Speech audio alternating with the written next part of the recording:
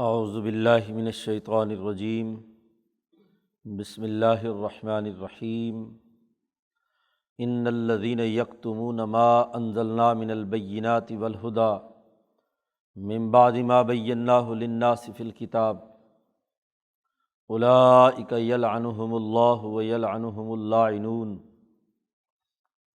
الا الذین تابوا واصلحوا وبینوا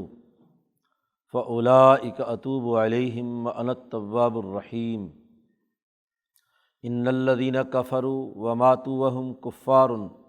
أُولَٰئِكَ عَلَيْهِمْ لَعْنَةُ اللَّهِ وَالْمَلَائِكَةِ وَالنَّاسِ أَجْمَعِينَ خَالِدِينَ فِيهَا لَا يُخَفَّفُ عَنْهُمُ الْعَذَابُ وَلَا هُمْ يُنظَرُونَ وَإِلَٰهُكُمْ إِلَٰهٌ وَاحِدٌ لَا إِلَٰهَ إِلَّا هُوَ الرَّحْمَٰنُ الرَّحِيمُ۔ ان فی خلق السماوات والارض واختلاف اللیل والنہار والفلک التی تجری فی البحر بما ينفع الناس وما انزل اللہ من السماء من ماء فاحیا به الارض بعد موتها وبث فیہا من کل دابہ وتصریف الریاح والسحاب المسخر بین السماء والارض لآیات لقوم یعقلون۔ وَمِنَ النَّاسِ مَن يَتَّخِذُ مِن دُونِ اللَّهِ أَندَادًا يُحِبُّونَهُمْ كَحُبِّ اللَّهِ وَالَّذِينَ آمَنُوا أَشَدُّ حُبًّا لِلَّهِ وَلَوْ يَرَى الَّذِينَ ظَلَمُوا إِذْ يَرَوْنَ الْعَذَابَ أَنَّ الْقُوَّةَ لِلَّهِ جَمِيعًا وَأَنَّ اللَّهَ شَدِيدُ الْعَذَابِ إِذْ تَبَرَّأَ الَّذِينَ اتُّبِعُوا مِنَ الَّذِينَ اتَّبَعُوا وَرَأَوُا الْعَذَابَ وَتَقَطَّعَتْ بِهِمُ الْأَسْبَابُ وَقَالَ الَّذِينَ اتَّبَعُوا لَوْ أَنَّ لَنَا كَرَّةً فَنَتَبَرَّأَ مِنْهُمْ كَمَا تَبَرَّؤُوا مِنَّا كَذَلِكَ يُرِيهِمُ اللَّهُ أَعْمَالَهُمْ حَسَرَاتٍ عَلَيْهِمْ وَمَا هُمْ بِخَارِجِينَ مِنَ النَّارِ۔ صدق اللہ العظیم۔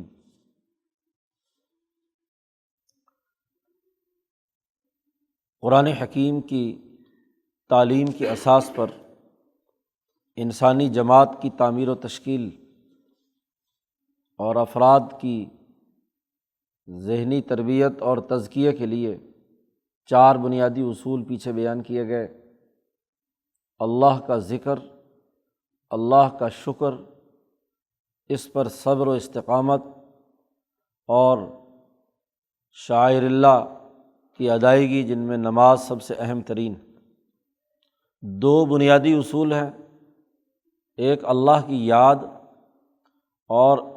ایک اللہ کے تمام انعامات پر اس کا شکر۔ گرد و پیش میں تمام انسانوں کی ضروریات کو پورا کرنا، یہ ان نعمتوں کا سب سے بڑا شکر ہے۔ اور ان 2 بنیادی اساسی اصولوں پر استقامت کے لیے، استعانت اور مدد کے لیے اس کے مددگار 2 اصول صبر ہیں اور نماز ہے۔ اس لیے پیچھے بھی کہا گیا تھا کہ وَاسْتَعِینُوا بِالصَّبْرِ وَالصَّلَاةِ، صبر اور نماز سے مدد طلب کرو اللہ کے ساتھ تعلق قائم کرنے کے لیے، انسانیت کی خدمت کے لیے۔ بنی اسرائیل سے جب مکالمہ شروع ہوا تھا، وہاں اس رکوع میں بھی قرآن حکیم نے یہ جملہ فرمایا ہے، اور یہاں جب مسلمانوں کو ہدایات دے رہے ہیں، ان کی تعلیم و تربیت اور تزکیہ کی بات آئی ہے، تو یہاں پر بھی یہی حکم دیا، یا ایھا الذین آمنوا استعینوا بالصبر والصلاۃ۔ اب یہ جو تعلیم ہے بنیادی 4 اصولوں پر مشتمل، یہ تمام ادیان الہی کی بنیاد ہے۔ ابراہیم علیہ السلام کے پر جو صحیفے نازل ہوئے، موسیٰ علیہ السلام پر تورات نازل ہوئی، عیسیٰ علیہ السلام پر انجیل نازل ہوئی، داؤد علیہ السلام پر زبور آئی، اور نبی اکرم صلی اللہ علیہ وسلم پر قرآن حکیم کا نزول ہوا۔ تمام کتابوں اور تمام انبیاء علیہم السلام کو جو بنیادی تعلیم دی گئی ہے وہ انہی 4 اصولوں کی ہے۔ اللہ کے ساتھ سچا تعلق، اللہ کے تعلق سے انسانی خدمت کا اور اس کے انعامات الہیہ کا اور احسان کا شکر، صبر و استقامت، اور نماز اور تعظیم شعائر اللہ، یہ بڑے واضح اور بین دلائل کے ساتھ بدیہیات میں سے ہے۔ جس کو ہم کہتے ہیں سورج نکلا ہوا ہے، تو سورج ایک بدیہی امر ہے، اس پہ کسی دلیل کی ضرورت نہیں ہوتی۔ تو تمام انبیاء کی کتابوں میں یہ تمام چاروں بنیادی اساسی اصول بیان کیے گئے ہیں۔ اب اگلی آیات میں جو ایک حقیقت واضح کی جا رہی ہے وہ یہ کہ جب یہ تمام ادیان کے مسلمہ امور ہیں، اب ان کی تعلیم و تربیت، اس کے اساس پر لوگوں کو تعلیم بھی دینا اور ان کی تربیت بھی کرنا، یہ انبیاء کے وارثین کی ذمہ داری ہے۔ اور اگر ان اصولوں کو چھپایا جائے، ان اصولوں کو بتلایا نہ جائے اپنے فکر اور اپنے عمل سے، تو یہ اس علم کا چھپانا ہے اور جرم ہے۔ کتمان علم کو بہت بڑا جرم قرار دیا گیا ہے۔ یہاں کہا گیا ان الذین یکتمون ما انزلنا من البینات، بے شک وہ لوگ جو کچھ ہم نے بینات نازل کیے ہیں، واضح دلائل کے ساتھ جو یہ احکامات دیے ہیں، جو لوگ اسے چھپاتے ہیں۔ مولانا سندھی کہتے ہیں بینات سے مراد پہلے تین اصول ہیں، ذکر، شکر اور صبر۔ یہ ہر مصلح امت دنیا بھر میں جہاں حکماء یا انبیاء آئے ہیں، یہ ان کے ہاں ان کی تعلیمات کے بنیادی جز رہے ہیں۔ کسی نبی اور کسی حکیم، کسی امت کے مصلح نے ان تینوں اصولوں سے روگردانی نہیں کی۔ یہ ایسے اللہ کے دین میں گویا کہ فطرت انسانیت کی ایسی بدیہیات میں سے ہیں، واضح اور دو ٹوک ہیں، جنہیں بین کہا جاتا ہے۔ بینات، بینہ کی جمع ہے، اور بینہ ایسی چیز کو کہتے ہیں جو واضح، روشن، دو ٹوک، جیسے سورج نکلا ہوا ہے۔ والہدا میں مولانا سندھی کہتے ہیں اس سے مراد تعظیم شاعر اللہ، یعنی اس کی تربیت ہے۔ طریقہ نماز کی تعلیم و تربیت یہ انبیاء علیہم السلام کی تعلیم سے ظاہر ہوتی ہے۔ اس کا راستہ بتلایا، نشانیاں بتلائیں کہ یہ بیت المقدس ہے، یہ بیت اللہ الحرام ہے، یہ اللہ کے شاعر ہیں، ان میں ایسے کام کرنا ہے، طواف کرنا ہے، مناسک حج ادا کرنے ہیں، نماز ایسے پڑھنی ہے، وغیرہ وغیرہ۔ یہ انبیاء آ کر تعلیم دیتے ہیں، یہ ہدایت ہے۔ تو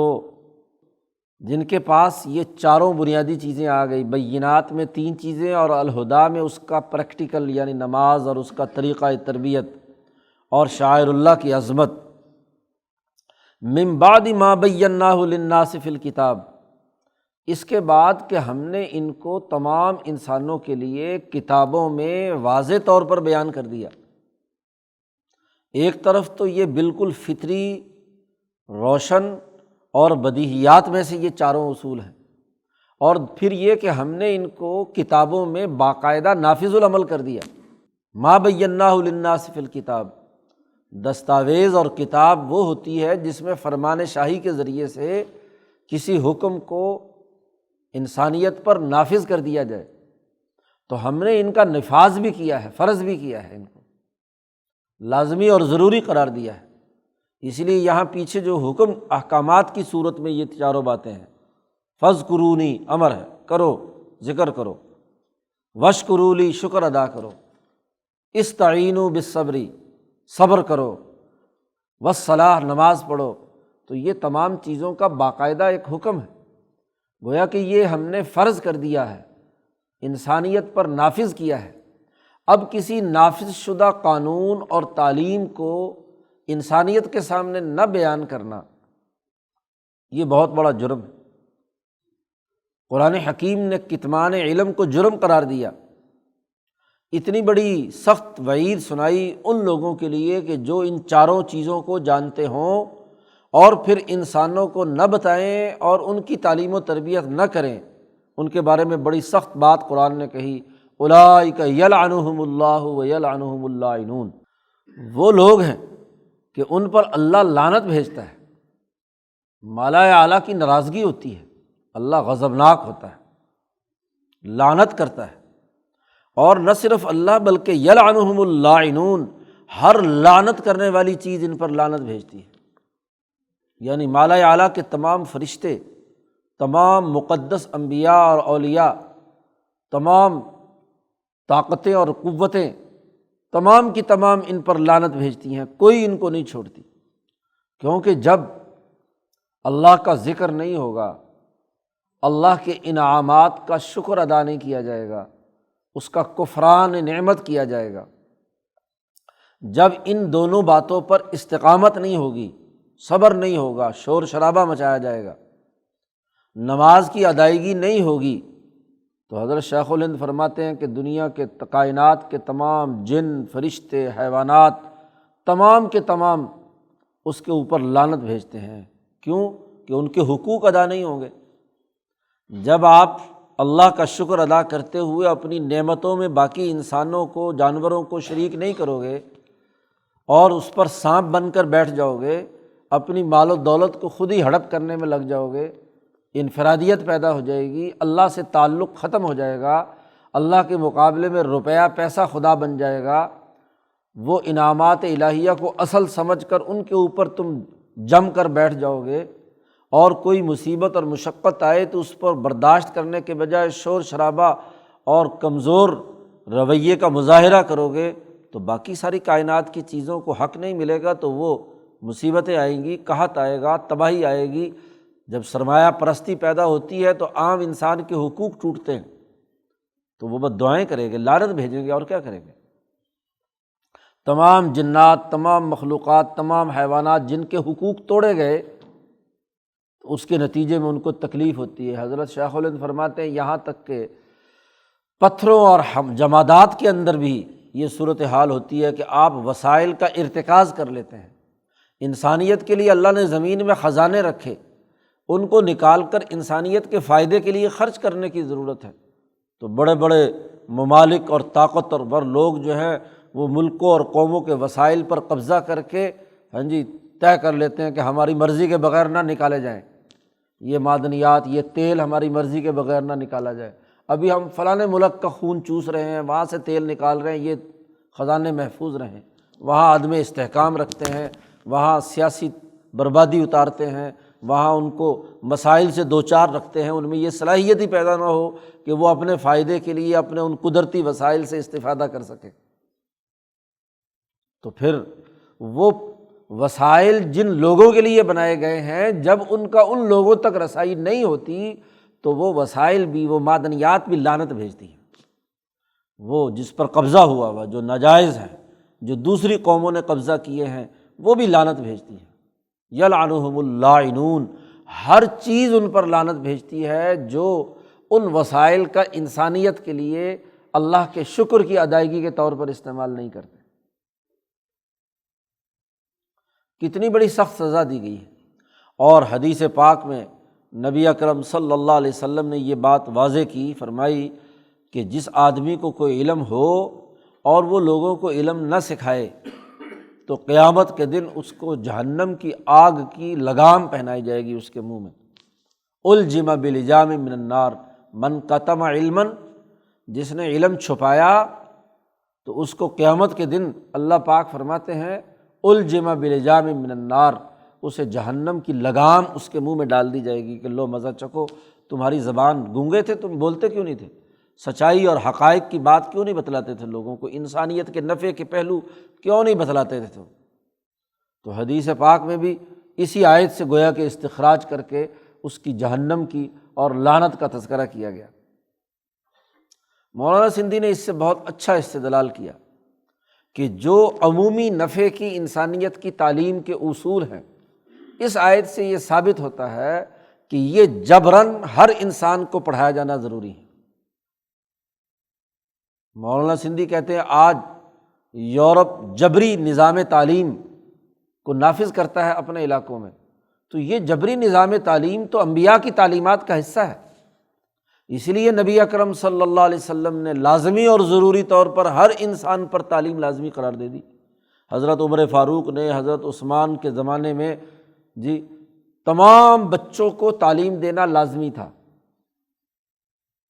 جیسے ہی بچہ شعور کی آنکھ کھولے تو سرکاری طور پر عمر فاروق نے احکامات جاری کر دیے کہ کوئی بچہ بغیر لکھا پڑھا نہیں ہونا چاہیے، ہر آدمی کو، ہر بچے کو تعلیم دینا لازمی اور ضروری ہے۔ حکومت کی ذمہ داری ہے کہ اور تمام لوگوں پر لازمی قرار دیا گیا کہ وہ اپنے بچے چھپا نہیں سکتے۔ آج اگر دنیا کی ترقی یافتہ قومیں 4 سال کے بعد بچہ گھر میں رہنے نہیں دیتی ہیں اور زبردستی سیکورٹی فورسز آتی ہیں، پولیس آتی ہے، اٹھا کر لے جاتی ہے اگر اس کا اسکول میں داخلہ نہ کرایا جائے۔ کینیڈا، امریکہ چلے جاؤ، زبردستی کینیڈا والے اٹھا کر لے جاتے ہیں بچہ۔ یہ مسلمانوں کے غلبے کے زمانے میں نظام تعلیم لازمی اور ضروری تھا، اسی آیت سے ثابت ہوا۔ یہی اس آیت کا پچھلی آیت سے ربط ہے۔ اس کو صرف یہودیوں کے ساتھ خاص کر دینا کہ یہودیوں کی بات یہاں ہو رہی ہے، الکتاب سے مراد صرف تورات لے لینا، یہ درست نہیں۔ الکتاب تمام کتابوں میں ہم نے یہ بات بیان کی ہے، تمام جب یہ اس کا نفاذ ہو گیا تو جو اس چاروں بنیادی اساسی اصول جو انسانیت کے فائدے کے ہیں، لوگوں کو مہذب بنانے کے ہیں، یہ زبردستی لوگوں کو سکھائے جائیں گے۔ کوئی آدمی ان سے ماورا نہیں ہونا چاہیے۔ کتمان علم بڑا جرم قرار دے دیا گیا۔ البتہ وہ لوگ جنہوں نے توبہ کی، لعنت برستی رہتی ہے جب تک وہ اپنا علم منتقل نہیں کرتے، اپنے بچوں اور اپنی آنے والی نسل کی تعلیم و تربیت نہیں کرتے، سوائے ان لوگوں کے کہ جو توبہ کریں۔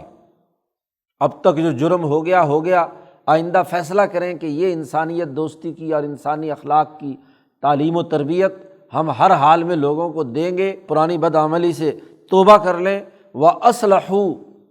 اور اپنے کام کو درست کر لیا، انہوں نے کہا، فیصلہ کر لیا کہ ٹھیک ہے ہم اب تعلیم دیا کریں گے، اپنا نظام تعلیم درست کر کے ہر آدمی کے لیے یہ 4 اصولوں پر تعلیم و تربیت انہوں نے قائم کر لی۔ اور وَبَيَّنُوا، اور پھر اسے بیان بھی کیا لوگوں کے سامنے خوب کھل کر، صرف توبہ کی تسبیح پڑھ لی جائے اور نظام تعلیم نہ بدلا جائے، اس کی اصلاح نہ کی جائے، اور نظام تو بنا دیا جائے اور نظام کے اندر سے ڈنڈی ماری جائے اور وہاں استاد نہ پڑھائیں، مفت میں تنخواہیں کھائیں، پیسے وصول کریں حکومت سے اور بیان نہ کریں، تعلیم و تربیت نہ دیں، تو یہ بھی جرم۔ تینوں باتیں کہی ہیں۔ توبہ اس کی قبول ہوگی جو توبہ کرے، اپنی تمام پیچھے جو خرابیاں پیدا کر چکا ہے اس کی اصلاح کرے، اور وَبَيَّنُوا، اور اسے کھل کر دوبارہ بیان کرے اپنی قوم اور نسل کے سامنے کہ جو غلطیاں اور کوتاہیاں ہوئی ہیں، میں نے جرم کیا ہے، آئندہ میں یہ نہیں کروں گا، اور لوگوں کو یہ 4 باتوں ان کی تعلیم اور تربیت دے۔ تو فَأُولَٰئِکَ أَتُوبُ عَلَيْهِمْ، یہ لوگ ہیں اللہ کہتا ہے میں انہیں معاف کر دوں گا، میں ان کی توبہ قبول کر لوں گا۔ وَأَنَا التَّوَّابُ الرَّحِيمُ، اور اللہ فرماتے ہیں کہ میں بہت زیادہ توبہ قبول کرنے والا اور رحم کرنے والا ہوں۔ شرط یہ ہے کہ توبہ کرو اور لازمی طور پر ان 4 اصولوں پر اپنی نوجوان نسل کی تعلیم و تربیت کرو، انہیں ذکر سکھاؤ، ذکر کی اہمیت بتلاؤ، شکر کی اہمیت بتلاؤ، انسانیت کی خدمت کی، اللہ کے جو انعامات ہیں ان کو انسانیت کی خدمت کے خرچ کے لیے استعمال کرنے کا طریقہ اور سلیقہ سکھاؤ، مشکلات آئیں تو ان میں صبر و استقامت اور حوصلہ سکھاؤ، اور نماز کی پابندی کراؤ۔ 4 اصول جو ہیں یہ لازمی طور پر اپنی نسل کو اگر تم یہ کرو تو پھر تو کیا تمہاری توبہ قبول ہوگی۔ لیکن یاد رکھو، ان الذین کفروا وماتوا وہم کفار، بے شک جو لوگ ان 4 باتوں کے منکر ہوئے، انہوں نے انکار کیا کہ نہ ہم ذکر کرتے ہیں، نہ شکر کرتے ہیں، نہ صبر کرتے ہیں، نہ نماز پڑھتے ہیں، کافر ہیں، حق کا انکار کرتے ہیں، یہ جیسے سورج نکلا ہوا ہے اس سورج کا انکار کر رہے ہیں، بدیہی چیزوں کا انکار کرتے ہیں، اور مر گئے اس حالت میں کہ وہ کافر ہی تھے۔ آخری وقت میں توبہ کی توفیق ہو جائے تو پھر تو چلو ٹھیک ہے، لیکن اگر مرے اس حالت میں کہ وہ کافر تھے تو ان کے اوپر جو لعنت اللہ کی ہے وہ تو ہمیشہ ہمیشہ رہے گی۔ اولئک علیہم، ان پر لعنت ہے اللہ کی، فرشتوں کی، لوگوں کی، اجمعین، تمام کی، تمام فرشتے، تمام انسان، اور اللہ تبارک و تعالیٰ ان پر لعنت بھیجتے ہیں۔ دنیا میں جو لوگ یہ جرم کرتے ہیں ان کی لعنت تو ختم ہو سکتی ہے توبہ سے، لیکن اگر مر گئے اسی حالت میں، ان چاروں اصولوں کا انکار کرتے ہوئے دنیا سے چلے گئے، تو ان پر لعنت ہے، خالدین فیہا، ہمیشہ ہمیشہ اسی لعنت میں رہیں گے، اللہ کی ناراضگی، غضب ان پر نازل رہے گا۔ لا یخفف عنہم العذاب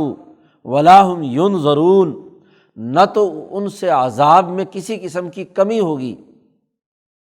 اور نہ انہیں کوئی مہلت دی جائے گی کہ اب کوئی دوبارہ جی توبہ کر لو تو چلو تمہیں واپس بھیج دیتے ہیں اور تم یہ کر لو، نہ ان کو کوئی مہلت ملے گی اور نہ ہی ان پر کسی قسم کے عذاب میں کمی آئے گی، ان پر لعنت برستی رہے گی۔ تو جو اصول حنیفیت ہیں، ابراہیم علیہ السلام کے، کل انسانیت کے اصول ہیں، ان کو لازمی اور زبردستی ان کی تعلیم و تربیت کا اہتمام کرنا ضروری ہے، تعلیم دینا ضروری ہے، تعلیم و تربیت کے بغیر نہیں۔ اور جو اس تعلیم کو قبول نہیں کرتے تبلیغ کے باوجود، تعلیم کے باوجود، تو پھر ان پر لعنت۔ یہاں تک قرآن حکیم نے تہذیب اخلاق سے متعلق، ذاتی تبدیلی اور انقلاب سے متعلق جو امور 4 تھے وہ بیان کیے۔ فرد کی شخصی تعمیر کے لیے لازمی اور ضروری ہے کہ وہ ان 4 اصولوں پر عمل کرے۔ اس سے آگے 2 رکوع آ رہے ہیں جن میں ابتدائی اجتماعی زندگی کے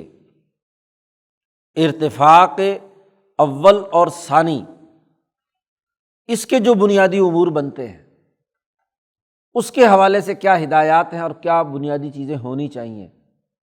تو ارتفاق دوم میں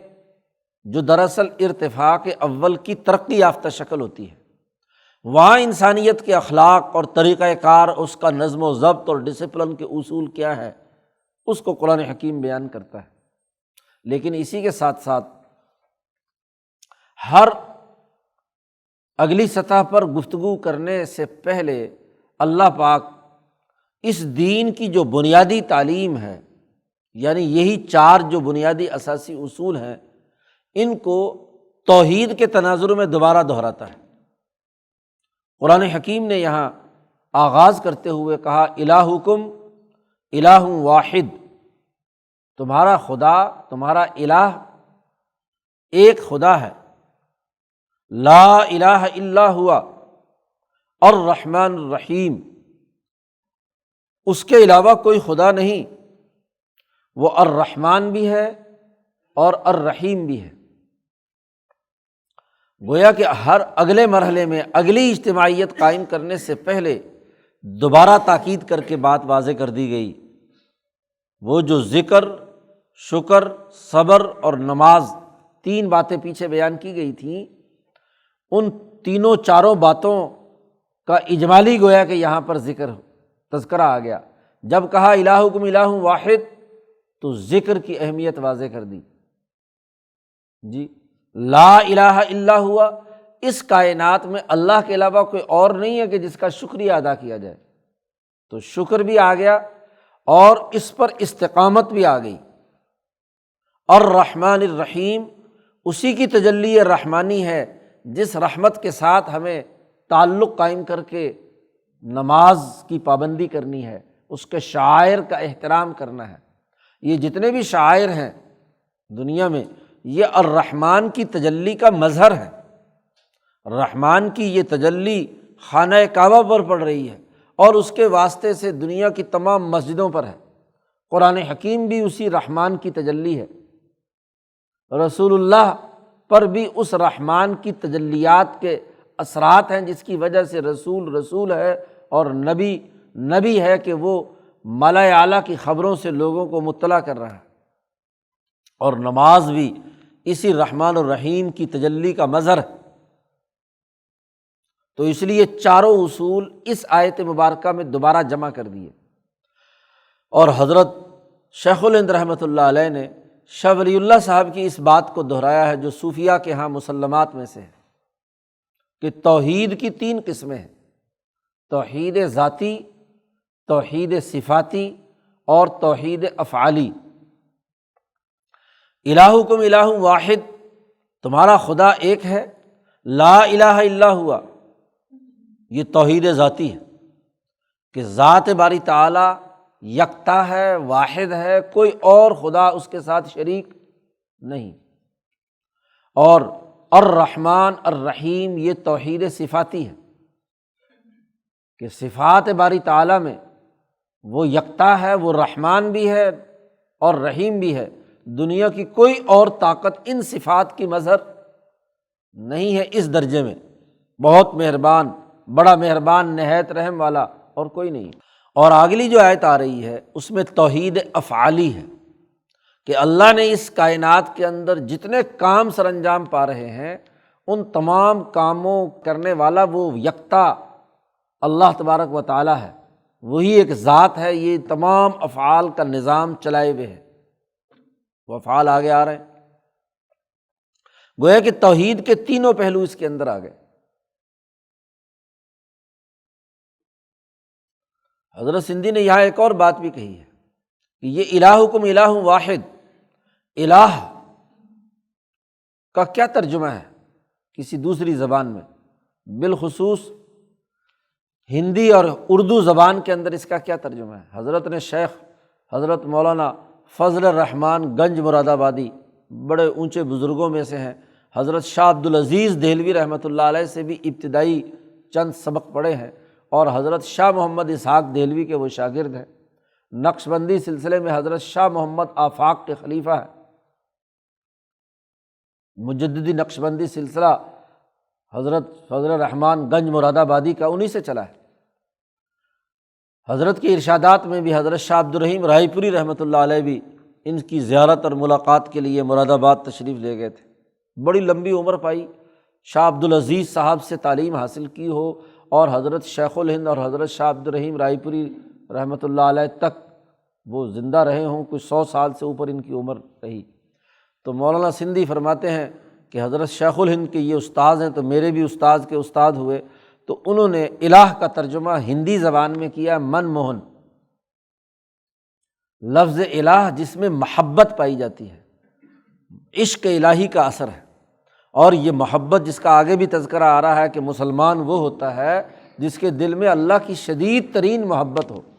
تو لفظ الہ خود محبت پر دلالت کرتا ہے۔ لفظی معنی بھی اس کا جذب اور کشش، محبت اور عشق سے عبارت ہے۔ تو اس کا عربی زبان کے اللہ کا ترجمہ اردو میں اگر کیا جا سکتا ہے تو مولانا فضل الرحمن گنج مراد آبادی ترجمہ کرتے تھے من موہن، دل کو کھینچنے والا، دل کا پسندیدہ، من کا پسندیدہ۔ تو اللہ کے ساتھ تعلق اور ربط اولیاء اللہ کو جب قائم ہوتا ہے تو وہ ان الفاظ پر غور کر کے ان کی ترجمانی بھی اسی انداز میں کرتے ہیں۔ تو اگلا اصول ضابطہ اگلے درجے کی اجتماعیت قائم کرنے کے لیے پہلے رکوع میں ان وسائل معاش کا تذکرہ کیا ہے جو ارتفاق دوم کی بنیاد بنتے ہیں۔ انسان اس دنیا میں رہتا ہے بغیر وسائل کے، اس کی زندگی اس کرۂ ارض پر نہیں ہوتی۔ تو وسائل موجود ہوں گے تو پھر انسان ان میں محنت و مشقت کر کے زراعت، صنعت، تجارت، تین ہی بڑے بنیادی شعبے ہیں، ان شعبوں کے ذریعے سے ان وسائل سے استفادہ کرتا ہے۔ تو اگلی جو آیت آ رہی ہے اس میں یہ تین بنیادی معاشی اور اقتصادی وسائل جن سے پیش وجود میں آتے ہیں، لوگ ان میں افادیت پیدا کر کے اپنے ارتفاقی اور اجتماعی ضروریات کو پورا کرتے ہیں، ان کا قرآن حکیم نے تذکرہ کیا ہے۔ اللہ نے اپنے افعال، توحید افعالی کو واضح کرتے ہوئے اس آیت مبارکہ میں وہ بنیادی اساسی اصول بیان کیے ہیں۔ قرآن حکیم کہتا ہے ان فی خلق السماوات والارض واختلاف اللیل والنہار۔ آیت کے آخر میں کہا گیا کہ یہ جتنے امور بیان کیے جا رہے ہیں لآیات لقوم یعقلون، عقل کا استعمال کرنے والی قوم کے لیے اس میں بڑی نشانیاں ہیں، غور و فکر اور تدبر کی بات ہے۔ ان سے استفادہ عقل کے زور پر ہوگا۔ جتنے امور بیان کیے جا رہے ہیں، تو عقل رکھنے والی قوم جب ان تمام پہلوؤں پر غور و فکر کرے گی جو اس آیت میں بیان کی گئی ہیں، تو اس کے لیے بڑی نشانیاں ہیں۔ بے وقوف کے سامنے سنگ میل لگا ہوا بھی ہو، اس پہ لکھا ہوا بھی ہو کہ اتنے میل رہ گیا، تو اس بے وقوف کو یا پڑھنا نہیں آتا تو اس بیچارے کو کیا پتہ کہ کیا لکھا ہوا ہے، اس کے لیے تو وہ کوئی نشانی نہیں ہے۔ لیکن ایک سمجھدار آدمی کے لیے، عقل والے کے لیے نشانی ہے کہ یہ جو سنگھائے میل آ رہے ہیں تو اب انشاءاللہ منزل قریب ہے۔ تو یہ جتنے وسائل معاش اس کرۂ ارض پر رکھے گئے ہیں، جو عقل مند لوگ اس پر غور و فکر کر کے ان کا انسانی استعمال سیکھیں گے، انسانیت کے لیے استعمال میں لائیں گے، تو ان کے لیے بڑی نشانیاں ہیں، بڑا اس سے کیا ہے فائدہ اٹھا سکتے ہیں۔ اور جو بے وقوف ان وسائل کو محض پتھر سمجھ کر، اب ایک پتھر ہی ہوتا ہے ہیرا بھی، لیکن جوہری اس کی قدر جانتا ہے، ایک عام آدمی اس کی قدر نہیں جانتا، وہ کہتا ہے ایک پتھر ہے، چلو جی جیسے باقی پتھر ہے ایسے یہ بھی ایک پتھر ہے۔ تو عقل والوں کے لیے ان تمام امور میں نشانیاں ہیں۔ تو سب سے پہلے اللہ پاک نے عقل کو دعوت دی ہے، عقل کو سب سے پہلی دعوت یہ دی ہے کہ خلق السماوات والارض، آسمان و زمین کی اندر جتنی اللہ پاک نے چیزیں پیدا کی ہیں، ان پیدا شدہ چیزوں میں بڑی نشانیاں ہیں عقل مند والوں کے لیے۔ وہ دیکھیں، غور و فکر کریں کہ یہ جو مخلوقات پیدا ہوئی ہیں یہ ایک سسٹم ہے، ایک سسٹم کے تحت پیدا ہوئی ہیں۔ آسمان کی پیدائش، زمین کی پیدائش، اگر یہ آسمان و زمین نہ ہو تو باقی کوئی بھی وسائل معاش میں سے آپ کے لیے نہیں ہو سکتا۔ سورج اگر مسلسل چھپا رہے، آسمان آپ کے اوپر نہ ہو، تیز لہریں جو ہیں وہ اس کائنات کی جو ٹھنڈا کر دینے والی یخ بستہ سردیاں ہیں وہ آپ کے پاس ہوں، تو کوئی معاشی وسیلہ آپ کو حاصل ہوگا؟ فصل اگے گی؟ ابھی 10-15 دن، مہینہ 2 مہینے مسلسل بارش رہے تو گندم کا کباڑا ہو جائے گا، گندم کے استعداد صلاحیت ختم ہو جائے گی، تو تمہارا رزق ہی نہیں حاصل ہونا۔ تو سب سے پہلے تو آسمان کی تخلیق پر کہ اس نے تمہارے لیے کون کون سے وسائل معاش پیدا کرنے کے لیے کردار ادا کیا ہے، سورج کی توانائی، آسمان سے برسنے والی بارش، ان کی تمام تر تخلیقات پر غور کرو۔ سب سے پہلے تو آسمان کی تخلیق میں، اسی طرح زمین کی تخلیق میں۔ زمین اگر مسلسل پتھریلی ہو تو کوئی چیز نکلے گی اس میں سے، یا دلدلی ہو تو کوئی تم چل پھر سکتے ہو، اس پر مکان بنا سکتے ہو۔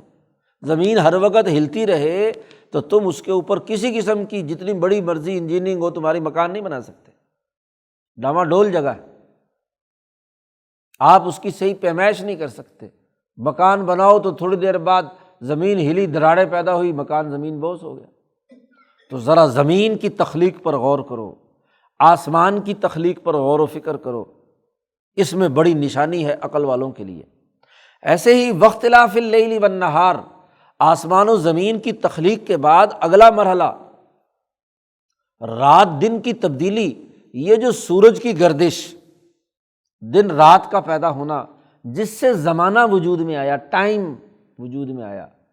تو قرآن حکیم نے غور و فکر کی دعوت دی کہ آسمان و زمین جو دراصل تم زمین پر رہ رہے ہو یہ ایک پلیس ہے، تمہاری ترک تازیاں آسمان اور زمین کے درمیان ہیں، تو یہ سپیس ہے۔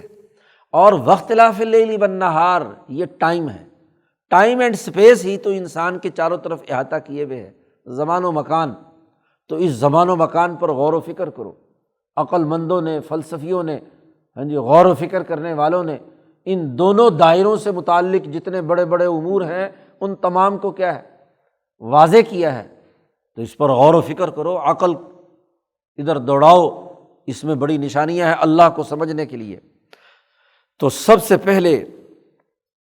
اس کائنات کے 2 بنیادی جو اصول ہیں، زمان و مکان۔ زمانہ وہ کیسے بنا؟ زمانہ نہ ہو، موسم نہ ہو،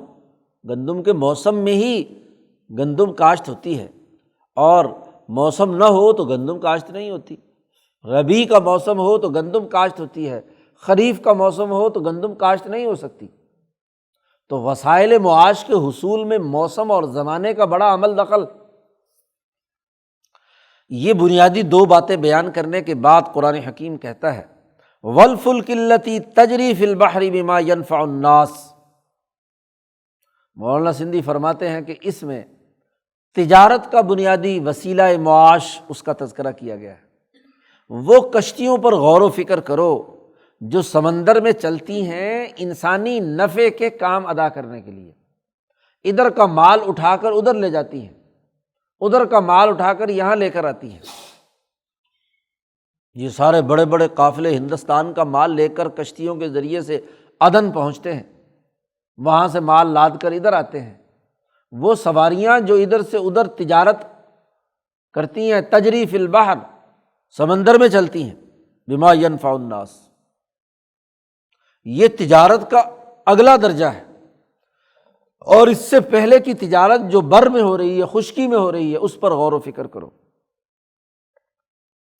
وما انزل اللہ من السماء من ماء فاحیا به الارض بعد موتها، یہ زراعت کے بنیادی وسیلے کی طرف نشاندہی کی۔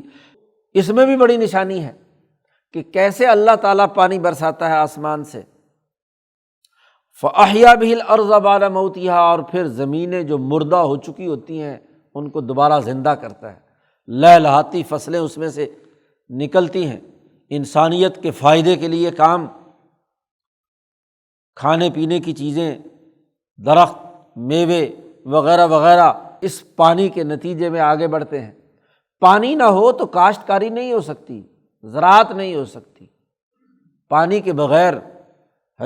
زندگی کے اندر حیات نہیں۔ اور یہی وہ پانی ہے کہ بث فیہا من کل دابہ،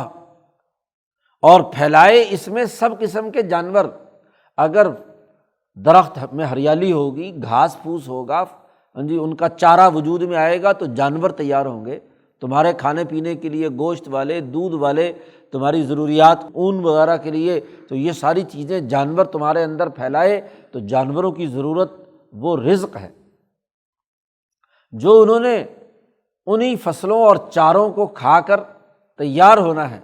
اور پھر اگر ان جانوروں میں وہ جانور بھی جو جانور خور ہیں، ان کے لیے بھی جو جانور تیار ہوں گے وہ بھی تو اسی فصلوں سے تیار ہونے ہیں، اسی پانی سے تیار ہونے ہیں۔ ایگریکلچر میں، زراعت میں نہ صرف فصلیں شامل ہیں بلکہ جانوروں کا شکار، مچھلی وغیرہ، فارمنگ اور تمام چیزیں اسی کے اندر شامل ہیں۔ بث فیہا من کل دابہ، یہ بھی زراعت کا حصہ ہے۔ تو گویا کہ زراعت سے متعلق ان وسائل کی یہاں نشاندہی کر کے کہا کہ لآیات لقوم یعقلون، عقل مند قوم کے لیے اس میں بڑی نشانیاں ہیں، غور و فکر کرے اور اس وسیلے کو استعمال میں لا کر اپنی اجتماعی ضروریات کو پورا کرنے کے لیے محنت مشقت کرے۔ وتصریف الریاح، اور یہ ہواؤں کا جو تیز چلنا اور دوڑنا ادھر ادھر ہے، تیز ہوائیں چلتی ہیں تو اس کے ذریعے سے تم بہت سارے فائدے حاصل کرتے ہو۔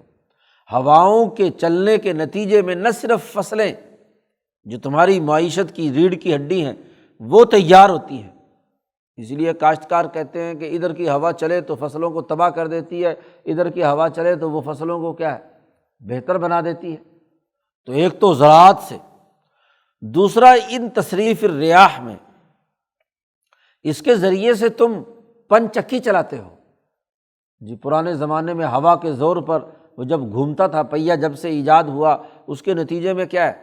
یا اسی طریقے سے جو سواریاں چلنے والی ہیں ان کو اس کے ذریعے گویا کہ صنعت کی طرف اشارہ کیا ہے۔ اور یہ چونکہ ابھی پہلا اجتماع ہے، یعنی دیہاتی اور ارتفاق اول یا دوم کی سطح کا ہے، جو مولانا سندھی نے کہا بستیوں میں، پہاڑوں میں، جنگلوں میں لوگ جو رہتے ہیں وہ اپنی ابتدائی ضروریات کے لیے چھوٹی موٹی چیزیں استعمال میں لاتے رہتے ہیں۔ پانی، بادل اس کے ذریعے سے آتے ہیں، ہوائیں آتی ہیں، پانی اوپر سے بہتا ہے تو وہ پہیہ گھومتا ہے تو ان کا آٹا پیستا ہے۔ تو یہ بھی تو ایک صنعت ہے۔ بلکہ یہاں آگے مولانا سندھی نے کہا والسحاب المسخر بین السماء والارض، غور و فکر کرو ان بادلوں پر، آسمان اور زمین کے درمیان، جن کو اللہ نے اپنا تابع فرمان بنا کر مسخر کیا، اور لوگوں سے کہا کہ ان کو مسخر کرو اور آج وہ تسخیر ہوتے ہوتے ان تمام توانائیوں اور گیسوں کو استعمال میں لا کر جہاز اڑانے، صنعتوں کو چلانے، دھوئیں کے پہلے کوئلہ جلا کر اور پھر اس کے بعد پیٹرول جلا کر پھر تمام چیزوں کو جلا کر کیا ہے، یہ اسی کی ترقی یافتہ شکلیں ہیں۔ وہی بادل پانی برسا، وہی فصلیں اگیں، وہی چیزیں وجود میں آئیں، انہی سے قدیم ہزاروں سالوں کی وہ جو چیزیں ہیں، معدنیات زمین کے اندر، وہ وہاں تیل بنا، تیل نکلا اور پھر استعمال ہوا۔ تو پورا صنعت کاری کا پورا بنیادی وسائل بھی اللہ پاک نے اس میں رکھے ہیں، لیکن نشانیاں ہیں کن لوگوں کے لیے؟ لآیات لقوم یعقلون، عقل مند قوم کے لیے اس میں بڑی نشانیاں ہیں، جو جس درجے میں ان تمام وسائل کو، زراعت، تجارت اور صنعت سے متعلق اس کائنات کی ان اشیاء پر غور و فکر کرتے رہیں گے، وہ نئی نئی ایجادات، نئی نئی دریافتیں، نئی نئی سوسائٹی کے لیے وسائل معاش دریافت کرتے رہیں گے، انسانی احتیاجات کی تسکین کا نظام بناتے رہیں گے۔ تو ارتفاقات کی بنیاد وسائل معاش ہیں۔ ان تمام وسائل معاش کا تعارف اور ان پر غور و فکر کی دعوت دی گئی سب سے پہلے اس آیت میں۔ اب یہ کون کر رہا ہے؟ اللہ تبارک و تعالیٰ، کیونکہ بنیادی اساسی اصول پیچھے یہی ہے کہ یہ تمام وسائل، تمام چیزیں، تمام زراعت اور صنعت کے تمام طریقے یہ کس نے بنائے ہیں؟ اللہ نے بنائے ہیں۔ تو تعارف کرایا الہکم الہ واحد۔ اب اس اللہ کا انکار کریں، یہ گویا کہ پہلے اصول کا لازمی نتیجہ ہے جو تمہیں کہا گیا تھا، ذکر کرو اللہ کا، اللہ کی یاد اپنے اندر پیدا کرو۔ اللہ وہ جو اس تمام افعال کو، اللہ پاک اس تمام چیزوں کو تمہارے لیے پیدا کرنے والا ہے، تو گویا کہ اسی خدا کی پرستش کرنا لازمی اور ضروری ہے۔ اب انعامات اللہ نے دیے ہوں، تمہیں زراعت، صنعت اور تجارت کا سلیقہ اس نے سکھایا ہو، کشتیاں بنا کر کشتیوں کی صنعت کے ذریعے سے ترقیات کا طریقہ تمہیں اس نے بتایا ہو، اور تم اس کے مقابلے میں، اللہ کے مقابلے میں کسی اور کو شریک ٹھہرا لو، کہو کہ جی یہ وسائل تو فلاں ظالم فرعون نے دیے ہیں، یہ تو جناب چیزیں رکھی ہیں فلاں سامراج نے رکھی ہیں، یہ تو فلاں طاقتور اور چودھری نے رکھی ہیں، فلاں بت نے یہ دے دی ہیں، فلاں کیا ہے، قبر سے یہ سب کچھ مل گیا ہے۔ تو یہ شرک جو ہے یہ جائز نہیں ہے، درست نہیں ہے۔ کام اللہ نے کیے، تمہارے لیے یہ تمام وسائل معاش اس نے مہیا کیے، تمہاری اجتماعیت کو درست رکھنے کے لیے اس نے یہ سارا پروگرام دیا، اور تم اس کے مقابلے میں کسی کو شریک ٹھہراؤ۔ وَمِنَ النَّاسِ مَن يَتَّخِذُ مِن دُونِ اللَّهِ أَندَادًا، لوگوں میں سے کچھ لوگ ایسے ہیں جنہوں نے اللہ کو چھوڑ کر اللہ کا شریک بنا لیا ان تمام چیزوں میں۔ يُحِبُّونَهُمْ كَحُبِّ اللَّهِ، وہ ان تمام اللہ کے مقابلے میں بنائے جانے والے شریکوں سے محبت رکھتے ہیں جیسے اللہ سے محبت رکھنی چاہیے۔ بڑے ظالم ہیں۔ اس کے مقابلے میں مسلمانوں کی حالت کیا ہے؟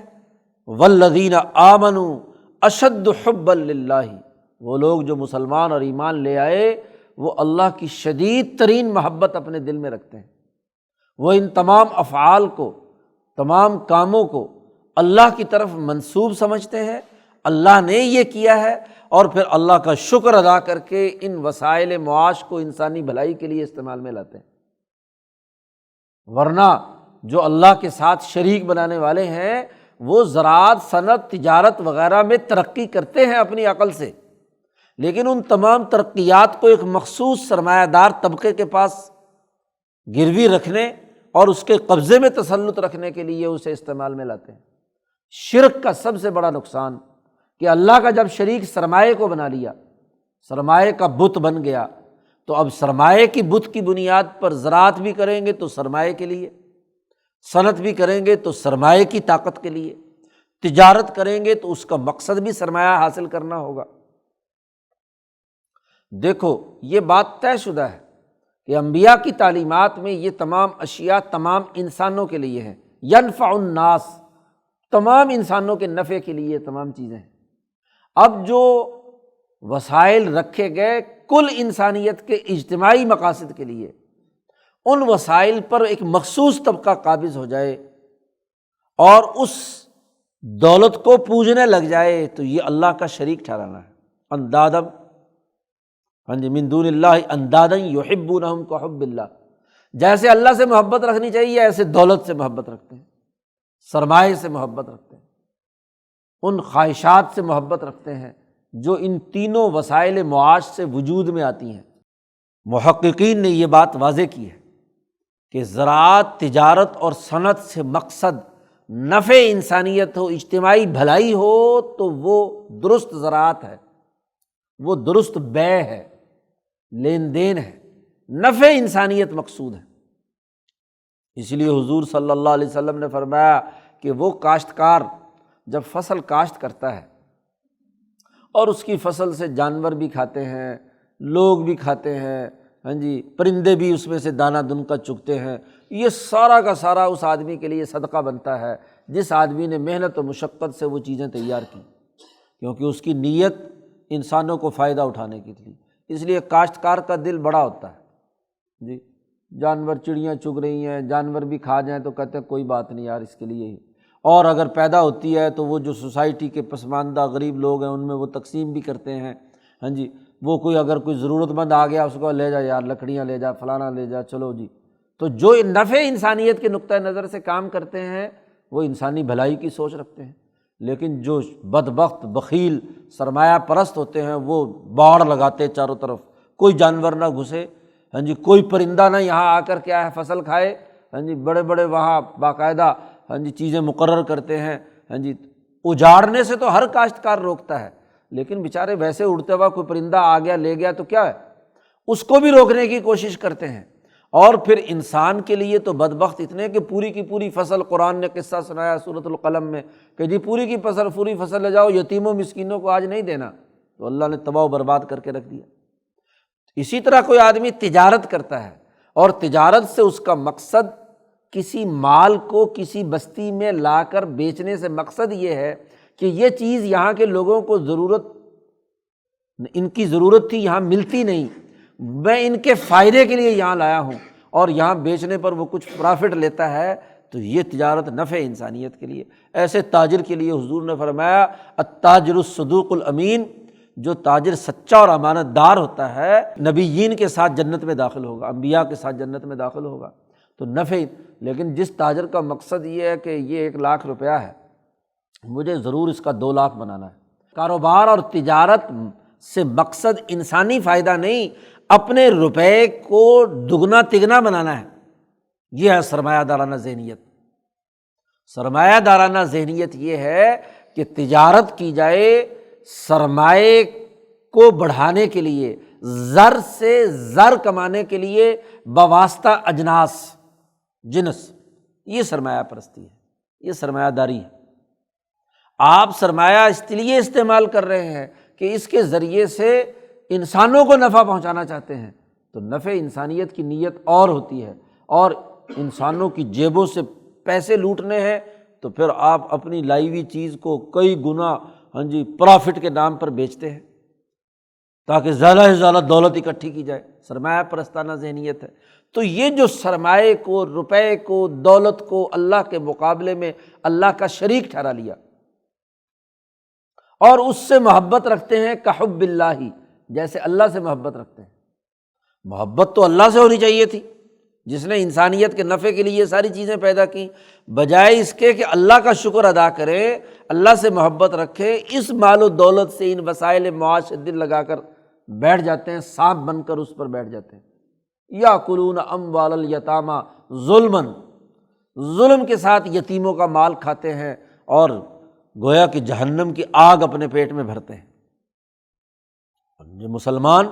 وہ کیا کرتے ہیں، روپے پیسے کو سنبھالتے ہیں، زراعت کو بھی سنبھالتے ہیں، سلیقے سے کرتے ہیں، تجارت بھی صحیح طریقے سے کرتے ہیں، اور ظاہر ہے کہ جب تک اس کے ساتھ ایک دلی تعلق نہ ہو اپنے پیشے کے ساتھ تو اس میں مہارت پیدا نہیں ہوتی، لیکن اللہ سے شدید محبت کرتے ہیں۔ جب اللہ کا حکم آ جائے کہ اس کی زکوٰۃ دو، غریبوں پر خرچ کرو، یتیموں کی ضروریات کو پوری کرو، تو پھر وہ جو اپنا کمائی ہوئی محنت و مشقت کا مال ہے مما رزقناہم ینفقون، انسانیت کے فائدے کے لیے خرچ کرتے ہیں۔ مال و دولت کی محبت ہوتی ہے، محبت کے بغیر تو کسی چیز کی حفاظت نہیں ہو سکتی، آپ کو اپنے پروفیشن سے، اپنے کام سے کیا ہے، اگر محبت نہ ہو، لگن نہ ہو تو آپ وہ کام نہیں کر سکتے۔ لیکن اشد محبت نہیں ہوتی کہ صرف وہی سب کچھ آپ کی محبت ہو، بلکہ اللہ کی محبت سب سے زیادہ ہوتی ہے، اشد حبا للہ۔ تو مسلمانوں میں اللہ کی شدید ترین محبت ہوتی ہے، اس لیے یہ دل کی محبت اور اللہ کی محبت کے درمیان ٹکراؤ ہو تو اللہ کی محبت مسلمان پر غالب آتی ہے، وہ اللہ کی مخلوق اور کنبہ سمجھ کر اس چیز کو اللہ کے راستے میں اپنی محبت کے باوجود خرچ کرتا ہے۔ اسی کو کہا گیا لن تنالوا البر حتی تنفقوا مما تحبون، تم نیکی نہیں کما سکتے جب تک کہ اپنی محبوب ترین چیز جو ہے وہ اللہ کے راستے میں خرچ نہ کرو۔ تو محبت تو ہوتی ہے نا۔ ابو طلحہ انصاری کے دل میں سب سے زیادہ محبت تھی اپنے اس باغ کی جو مسجد نبوی کے سامنے تھا، اس باغ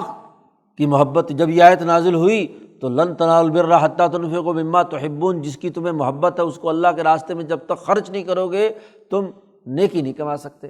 تو ابو طلحہ فوراً کھڑے ہوئے حضور سے کہا کہ یہ میرا باغ سب سے بالکل سینٹرل پلیس تھی، یہ مسجد نبوی، اب تو مسجد نبوی میں باہر نکلیں باب فہد کے پاس تو یہ مسجد نبوی کا حصہ بن گیا۔ یہ باغ جو ہے بڑا خوبصورت باغ تھا، حضور صلی اللہ علیہ وسلم اس باغ میں آ کر تفریح کے لیے بیٹھتے تھے، ہوا خوری کے لیے وہاں تشریف رکھتے تھے۔ تو وہ باغ جو ہے ابو طلحہ نے فوراً کھڑے ہو کر کہا کہ یہ مجھے اپنے مال میں سب سے زیادہ محبوب ہے، اور یہ آیت نازل ہوئی ہے کہ اپنی محبت والی چیز جو ہے وہ جب تک اللہ کے راستے میں خرچ نہیں کرو گے نیکی نہیں کما سکتے، تو میں یہ باغ کو وقف کرتا ہوں جی مسلمانوں کے لیے اور آپ کو دیتا ہوں۔ حضور نے فرمایا کہ نہیں، اپنے رشتہ داروں کو دے دو، تمہارے رشتہ دار غریب ہیں ان کے لیے۔ تو حضور نے اس کے سارا نظم و نسق ان کے لیے کر دیا، اس میں لوگوں کو پانی، کنواں تھا بہت اچھا، فرش اٹھا ہوا ہو، مسجد نبوی میں باب فہد کی طرف نکلیں، فرش اٹھا ہوا، قالین بچھے ہوئے ہوتے، نظر نہیں آتا، تو بالکل دروازے سے کوئی چند میٹر اندر داخل ہونے کے بعد اس کنویں کا نشان بھی انہوں نے محفوظ کیا ہوا ہے، جو نیچے ٹائلیں لگائی ہیں، تو وہ وہاں کنواں تھا اس باغ کا، اور اس کے چاروں طرف جو ہے باغ تھا۔ تو اللہ سے شدید محبت رکھتے، مال کی محبت تھی ابو طلحہ انصاری کو، اور محبت کے بغیر کسی چیز کی حفاظت نہیں ہوتی، نہ زراعت کی ہوتی، نہ صنعت کی ہوتی، نہ تجارت کی ہوتی ہے، لیکن جب اللہ کی محبت آتی ہے تو یہ محبت اللہ کے راستے میں قربان ہو جاتی ہے۔ قرآن کہتا ہے وَلَوْ يَرَى الَّذِينَ ظَلَمُوا، آج یہ اس سرمایے اور دولت سے، اس زراعت، صنعت اور تجارت کے سے پیدا ہونے والی چیزوں کی محبت میں اندھے ہو کر اللہ کو جو لوگ بھول رہے ہیں، یہ ظالم ہیں، ان کے اندر ظلم ہے، یہ انسانیت کے لیے ظلم کر رہے ہیں۔ ہم نے یہ تمام چیزیں پیدا کی تھی انسانیت کے نفع کے لیے، انسانیت کی بھلائی کے لیے، بما ینفع الناس، اور یہ ظالم سرمایہ پرست لوگ جو ہیں اس دولت اور خزانوں پر قابض ہو کر بیٹھ گئے، زراعت، صنعت اور تجارت کو سرمایہ کمانے کا ذریعہ بنا لیا، اور اس پر سانپ بن کر بیٹھ کر یتیموں، مسکینوں، غریبوں اور پسماندہ ممالک کا استحصال کرتے ہیں۔ قرآن نے کہا وَلَوْ يَرَى الَّذِينَ ظَلَمُوا،